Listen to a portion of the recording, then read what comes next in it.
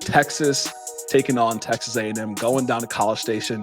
You need the big rich. Yeah, we're coming to your city. Spreads -6. Texas. The over/unders 48.5.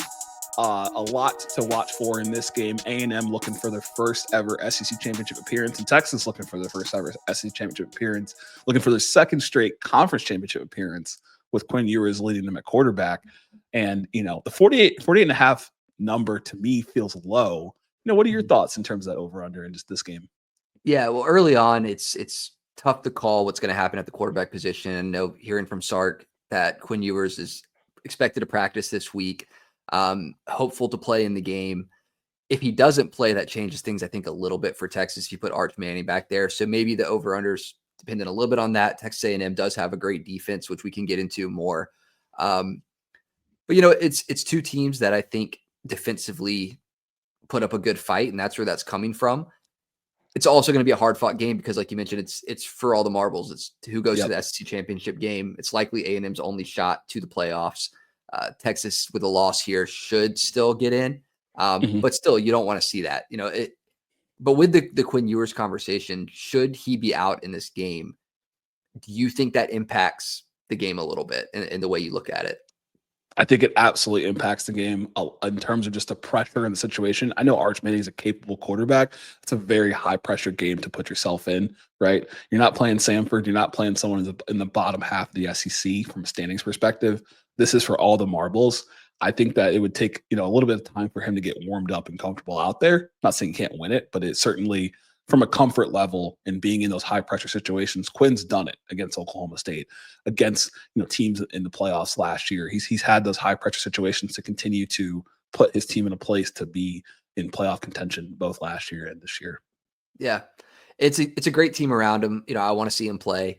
I don't think that they're going to be looking ahead and trying to rest a QB, so if they're going to make the playoffs anyway. I think that they want to come out here, win the SEC. Now, if I'm a Bulldog fan, if I'm a Georgia fan watching this game, I would rather see Texas A&M win because it's hard to beat a team twice, if you're looking at this Texas team. But, in this game, Texas, really one of the best defenses in the country at this point, questionable opponents that they've played overall, looking at their strength of schedule. But really, you go out and you play the team that you're against. And aside from Georgia, they're holding it down defensively. They're definitely holding it down defensively. And you talked a little bit about their schedule. When I think about this game, a lot of my thoughts kind of go into who's the best team Texas has played against, Georgia, and what they were able to do in terms of holding this offense. Can A&M do that? When I look at what A&M has been able to do defensively, they've been, pretty impressive throughout the season. But if you look at last week in terms of what they were allowing Peyton Thorne to do, I don't see why Texas couldn't do that as well with the receiving weapons they have with Matthew Golden and Quinn Ewers. But again, on the flip side, as mentioned, it's like they should be able to do that against a tough defense. But the main litmus test I've seen for them defensively was Georgia. So is A&M's defense going to be able to bounce back to play like a Georgia-like performance from what we've seen this season from them from a pass rushing perspective? Or is Texas able to really flex that offense that we've seen all season, just maybe not against the same level of competition like a Georgia or an A&M? Yeah, and really, I think that both teams defensively will be fine. I think it's going to be a defensive game all around. I think that really A&M's defense is probably their best shot at a good offense by controlling the field position. That's how Georgia beat Texas. They were starting around the 40-yard line on average on a drive because they were forcing Texas offense to make mistakes, 3 and outs here and there. A&M looking, I was looking at some numbers and some stats and things, and they're second in the country defensively in opponent completion percentage at 52%, which is pretty outrageous that, only 50% completion rate. And they're really coaxing teams to throw on them because you can't run the ball against this Texas A&M team too well. They have a great run defense. So they're getting teams to pass on them. Their teams aren't doing it well. They're throwing a lot at them. They have a great pass rush. So it's interesting for me to see what A&M will do because you mentioned last week against Auburn. Do they do something like that? Or do they come out and show, a much better defensive performance?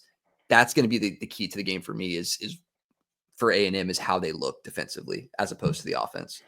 I think so, right? Because we saw, last week, even though the offense came out slow, they were able to pick it up to get back into the game, right? Auburn was able to get a pretty sizable lead early on. They were able to kind of slow Marcel Reed down a little bit, but they were able to figure out offensively. And if it wasn't for a dropped, 2-point conversion, the game could have gone a different way at the end, right? For Texas, when you think about this matchup, if they were to lose, you still think they're going to be in the playoffs, if I'm not mistaken. Yeah. But if they do win, how do you think the win would look like For Texas in this game? Yeah. I think that they win. Or like kind of like keys for Texas, we'll say. Yeah, I think a key for Texas in this game is protecting the quarterback. I'm looking at the one loss that they had in that Georgia game, and the quarterbacks were getting a little bit of pressure on them. Georgia's D-line was doing great at applying that pressure. We know that Texas A&M can do that. They have the guys to do it. They can stop the run. So you're going to have times where Quinn Ewers or Arch Manning, should he have to play, might be in 3rd and long situations where you're going to expect a pass rush. So you can't let a slow start happen. You start losing the field position battle because of 3 and outs. If you keep your quarterback protected, I think that changes the game for Texas and how they win this one. Absolutely. And that's really the only time, like you mentioned, we've seen Quinn rattled, is when he is getting pressured, right? He's not always fully going to be, showing you that he's turnover prone. I think we talked about the last couple of games, he's been playing pretty turnover free football.